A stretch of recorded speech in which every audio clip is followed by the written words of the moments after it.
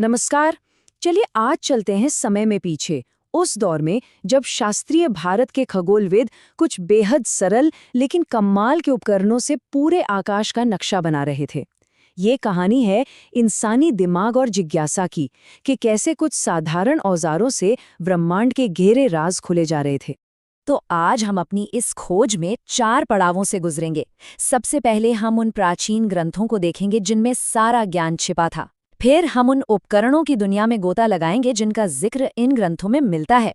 इसके बाद हम एक बहुत ही खास उपकरण शंकु को जरा करीब से समझेंगे और आखिर में ये देखेंगे कि कैसे सिर्फ एक परछाई का इस्तेमाल करके पूरे ब्रह्मांड का नक्शा तैयार किया जा सकता था। तो तैयार हैं? चलिए शुरू करते हैं। तो चलिए पहले हिस्से से शुरू करते हैं। देखिए, किसी भी बड़ी खोज के पीछे एक विचार होता है, एक सिद्धांत। और प्राचीन भारत में खगोल विज्ञान की इन खोजों के पीछे थे वो ग्रंथ जिन्होंने सही रास्ता दिखाया। तो सबसे बड़ा और पहला सवाल तो यही मन में आता है ना, कि भाई बिना आज के आधुनिक दूरबीनों के वो प्राचीन खगोलविद आखिर कैसे सितारों और ग्रहों की चाल को इतनी सटीकता से नाप लेते थे। ये तो सुनने में ही किसी जादू जैसा लगता है। इस जादू का राज छिपा है इन कमाल के ग्रंथों में जिन्हें सिद्धांत कहा जाता है। ये 5वीं से 12वीं शताब्दी के बीच लिखे गए थे और ये सिर्फ किताबें नहीं थीं, ये भारतीय खगोल विज्ञान की बिल्कुल नींव थे, ज्ञान का एक पूरा खजाना। और पता है सबसे दिलचस्प बात क्या थी? ये ग्रंथ सिर्फ थ्योरी या कोरे ज्ञान की बातें नहीं करते थे। नहीं, ये तो एकदम प्रैक्टिकल गाइड थे जिनमें बाकायदा ये बताया गया था कि जटिल उपकरण कैसे बनाए जाएं और उनका इस्तेमाल कैसे किया जाए। तो अब जब हमने ग्रंथों की बात कर ली, तो चलिए अब उन पन्नों से बाहर निकलकर उन असली औजारों को देखते हैं जिनसे आसमान को नापा जाता था। आखिर था क्या-क्या उन प्राचीन खगोलविदों के टूलकिट में? इस बात की अहमियत को 7वीं सदी के महान खगोल शास्त्री ब्रह्मगुप्त ने बहुत अच्छे से समझा था। उन्होंने लिखा, चूंकि उपकरणों के बिना खगोल विज्ञान पर बात करना नामुमकिन है, इसलिए मैं उपकरणों पर एक छोटा अध्याय जरूर बताऊंगा। मतलब वो साफ जानते थे कि आसमान को समझने के लिए सिर्फ दिमाग नहीं, हाथ में सही औजार होना भी जरूरी है। और ये कोई एक तो उपकरण नहीं थे।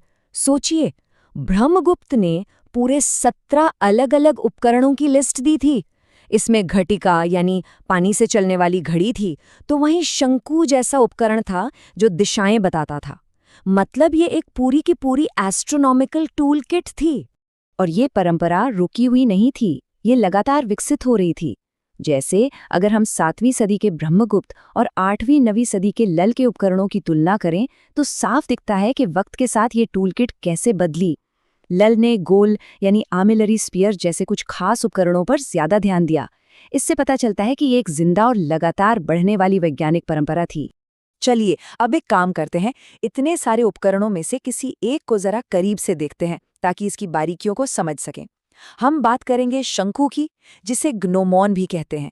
ये शायद देखने में सबसे सरल लेकिन काम में सबसे जरूरी उपकरणों में से एक था। अब ये देखिए, देखने में तो ये बस एक सीधी छड़ी लगती है ना? लेकिन इसकी बनावट के पीछे बहुत गहरा विज्ञान था।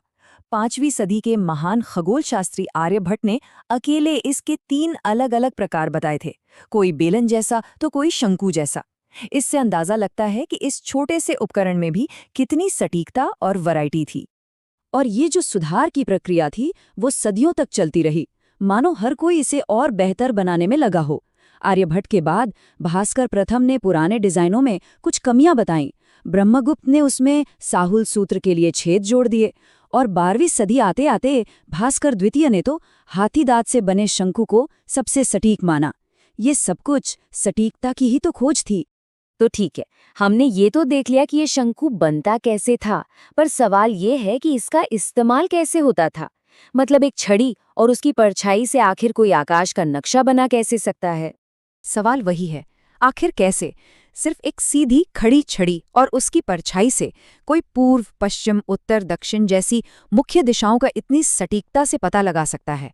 ये सुनने में भले ही नामुमकिन लगे, लेकिन इसके पीछे है शुद्ध विज्ञान और ज्यामिति। और इसका जवाब है एक बहुत ही शानदार तरीके में, जिसे कहते हैं भारतीय वृत्त विधि। ये जो तस्वीर है, ये इस बेहद सरल और कमाल की तकनीक को बहुत अच्छे से दिखाती है। अच्छा, ये तरीका बहुत ही सरल और शानदार है। सोचिए, जमीन पर एक गोला बनाया, ठीक बीच में शंकु को गाड़ दिया। अब सुबह जब सूरज उग रहा है तो परछाई लंबी होगी।